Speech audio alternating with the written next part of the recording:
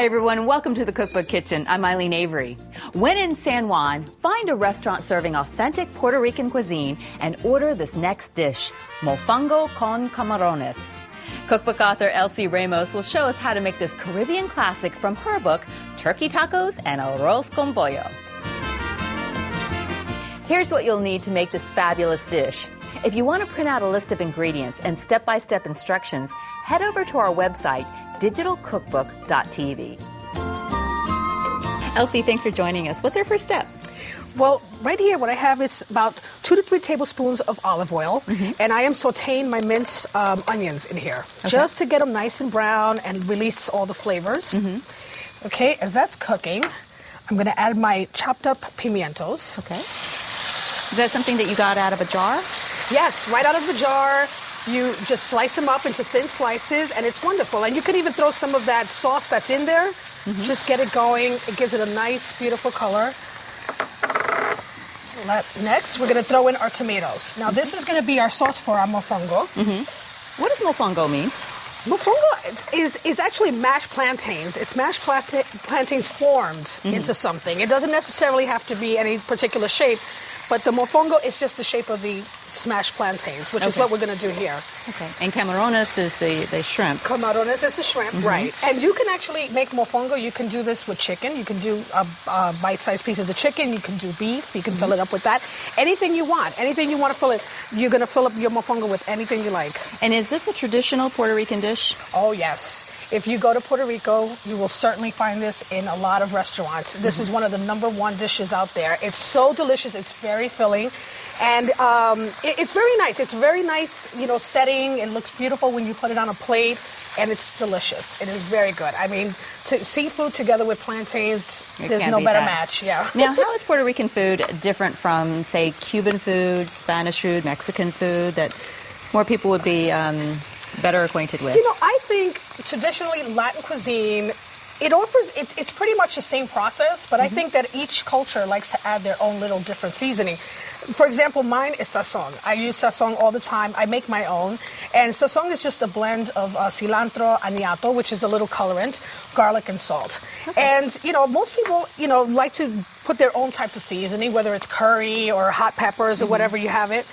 So here, I'm sprinkling my sazon in here, because this is going to give it the nice color that I want. And can we find the recipe for your sazon in your book? Oh, absolutely. It is in my basics. There's a section in my book called Basic Ingredients, and it's going to have sazon and some of the other traditional Spanish seasonings. Now, we're going to add our shrimp. And these are shrimp that you've pre-cooked or bought cooked? Pre-cooked. I mean, if you have the time, certainly use fresh shrimp that are clean and deveined, and use those. On the weekdays, again, I'm a big fan of pre-cooked things. So, I mean, this takes, as you can see, in no time at all, you'll have this delicious dish on the table. So the pre-cooked, I mean, because you're not really cooking it for very long. You're just going to marry all the ingredients together. Okay, so I've got my shrimp in there. Okay. Now I'm going to add my tomato sauce. A little tomato sauce. Right. I'm going to do some salt. And is this just from a can? Yes. Okay. Plain canned tomato sauce.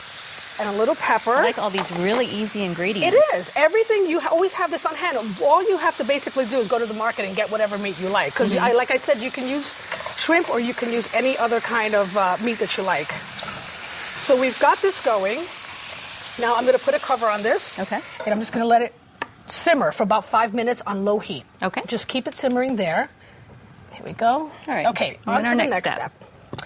Is our plantains. Okay. This is a green plantain, which is, I think you can probably find them in the, you know, in all Latin American countries. This plantain happens to be, it's green plantain, but they also come in yellow, which means they're ripe. Once this is peeled and soaked, then what do you do? Well, the important thing to do first is to pat dry, because you don't want any water getting into your oil, because you're going to fry these up. After that, you're going to fry them in about, your pan should have about halfway full of oil. It's just, you know, just a shallow amount of oil. And you're going to cut your plantains in about 2-inch pieces. Okay. And throw them into the frying pan, let them get golden brown like these are here. And this is what you would call tostones. So I can just snack on these while you're mashing away over here. Throw some salt, and that's it. Tell me about this thing right here. This is my number one, my number one tool in my home. I got this from Puerto Rico from my sister-in-law. This, I use it. It's similar to a mortar and a pestle, and it's used to. I grind my garlic in here. So you can also grind some fresh herbs. So I've got my garlic, and I'm gonna throw a little bit of salt because I don't want my garlic to start sliding all over the place. And your kids can be snacking on the tostones. Yes, and leave some for the mofongo for sure. And so we want to just start mashing these up. Now, do you have to have one of these, or can you do it in a bowl or something? I've gotten used to doing it with this, but certainly I could imagine maybe using a bowl. I wouldn't smash the garlic in there, but you can certainly make a mofongo using a glass oven proof dish. Okay. To do that. So how finely do you? Yeah, just enough so that it's still kind of intact, but you have some little nice sized pieces, and then you want to remove this from your pilon, and you want to set it aside. Let me put it in here. Take it out of there. Okay. And don't worry about if some of it stays in there because you're going to end up throwing some of the garlic in there anyway. Okay, now to start the mofongo, I'm going to add just a little bit of oil.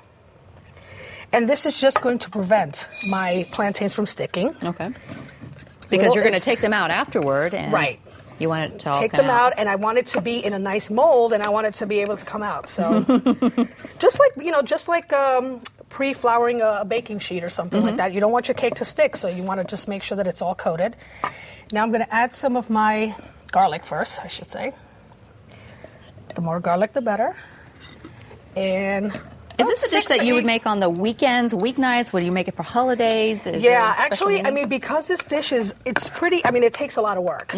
Not too difficult, but it is time consuming. I wouldn't invite 10 relatives over for this. I would probably do this for a small hand of people. And also, you can also make them smaller or bigger as you want. So if you want to just serve it, like family style, you could serve a big one and just have people eat right off of that. This is just about right. This is exactly what I want. See how I formed my little cup shape in there? And you just got the plantain, and you can actually see some of the garlic, which looks really nice. So now it's time for the tricky part, okay? Now we're going to form our mofongo by putting our filling into my little cup design here. I've left my shrimps marinating. Now, I'm going to pour some of my mixture right into my pilon. Grab everything in there. Be generous. It's good. You want the surprise at the end when you dig into there. Okay. Now, for the tricky part, I'm going to grab a flat plate. Okay. Put it right on top of your pilon. Okay. And hopefully it comes turn out. it over. And hopefully it will come out. Lovely mofongo. There we go. Oh, very nice. Very nice. See how nice? It's nice dome. And inside you have your shrimp. Okay. And then, for an extra treat, you're going to just drizzle some shrimp right on top of there, even on the sides. I'm going to taste some of this shrimp because it smells so wonderful. How's that? Isn't that good? That's delicious. Isn't it great? It's a very nice filling dish, and it's very pretty when served. Thanks for stopping by. That's great. To order the Turkey Tacos and Arroz con Pollo cookbook, use product code C122 and call 1-866-246-1888 or shop online at digitalcookbook.tv. It was great having Elsie cook with us today. If you'd like a list of ingredients and step-by-step instructions for this or any other recipe from our series, head over to our website, digitalcookbook.tv, where quick and easy cooking is always a click away.